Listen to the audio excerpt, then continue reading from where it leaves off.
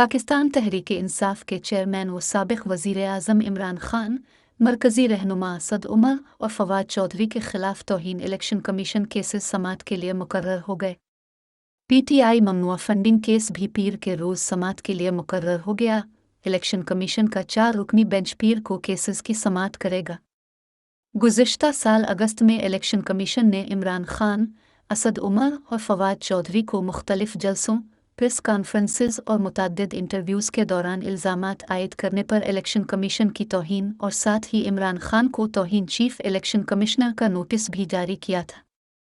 Election commission ने notice में इमरान खान के मुख्तलिफ बयानात, तकारीर, प्रेस कॉन्फ्रेंसेस के दौरान अपने खिलाफ आयद होने वाले बेबुनियाद इल्ज़ामात और चीफ इलेक्शन कमिश्नर के खिलाफ इस्तेमाल होने वाले अल्फाज, गलत बयानात और मनगढ़ंत इल्ज़ामात का जिक्र करते हुए नोटिस जारी किया था।